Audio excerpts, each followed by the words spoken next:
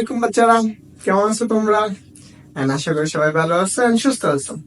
তো আজকের ভিডিওতে আমরা জীবনীকরণের ওয়ান শটে হচ্ছে কি সেকেন্ড লেকচার নিয়ে আজকে চলে আসছি। আজকে আমরা কি করব?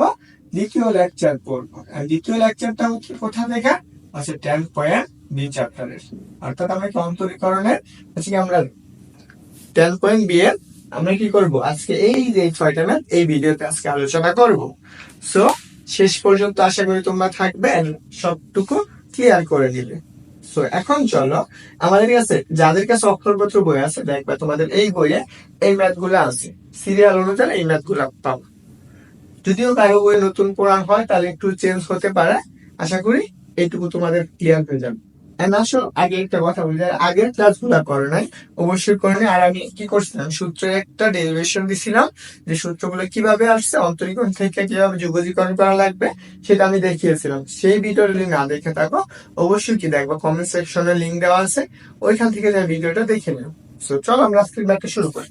সো এই ম্যাথটা শুরু করার আগে আমাদের ম্যাথটা দেওয়া আছে, দেখো ইন্টিগ্রেশন হচ্ছে dx divided by root over কত 16 মাইনাস x, এটাকে আমাদের ইন্টিগ্রেশন করা লাগবে।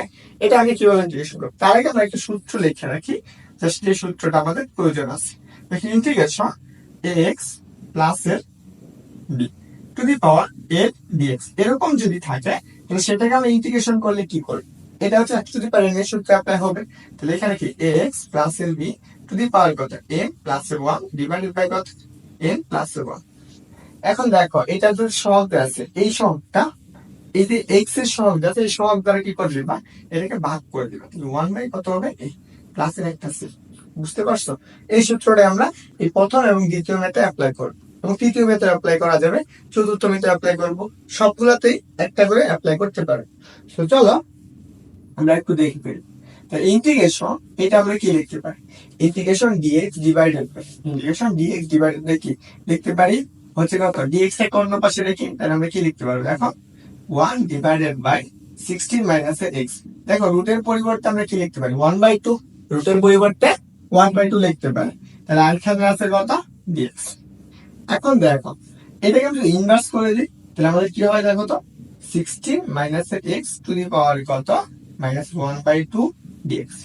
এখন দেখ এইখানে x to the power n এর সূত্র পড়তেছে না, দেখো এর জায়গায় কত আছে মাইনাসের x, মাইনাসের 1 থাকবে, b এর জায়গায় যা আছে তাই। তাহলে আমরা চলো একটু ফেলি, আমরা কি করবো x মানে যা থাকবে তাই, শুরু x টু দি পাওয়ার কত মাইনাসের 1/2 প্লাসের 1 ডিভাইডেড বাই মাইনাসের 1/2 প্লাসের 1। এখন দেখো x এর যে সহগটা আছে সেটা কি করা লাগবে, ভাগ করে দেওয়া। x এর সহগ কত আছে, x এর সহগ আছে মাইনাসের 1, তাহলে -1 দ্বারা ভাগ করে দাও। তো এইটুকু আমরা পাই, যেহেতু অনির্দিষ্ট যুগ আছে এখানে একটু কি দিব, সি দিয়ে দেবো। এখন চলো যে এই ম্যাথটা যেহেতু সমাধান করে ফেলছি, তাহলে আমরা এইটুকুকে লসাগু করলে দেখো আমরা কত পাবো, জাস্ট হাফ পাবো। এখানে কত পাবো, হাফ পাবো। তাহলে এখানে কত 16 মাইনাস x টু দি পাওয়ার কত 1/2, নিচেও কত আসবে 1/2, এখানে মাইনাস মাইনাস এর সামনে নিয়ে লিখতে পারি। তাহলে দেখো প্লাসের একটা সি। একটু সুন্দর করে যদি লিখে এটাকে উল্টিয়ে দিলে আমরা কি পাবো, মাইনাসের 2 16 মাইনাসের x টু দি পাওয়ার কত 1/2 প্লাসের সি। দেখো এই ম্যাথটার আনসার হচ্ছে এইটুকু, একদম সহজ একটা ম্যাথ, সহজে আমরা করে ফেলতে পারবো। সো আমরা দ্বিতীয় ম্যাথটাও সেম ভাবে করব। দ্বিতীয় ম্যাথটা তুমি কি করবা, সেম ভাবে চেষ্টা করবা, দেখবে একদম ক্লিয়ার হয়ে গেছে। বুঝতে পারছো? আশা করি বুঝতে পারছো।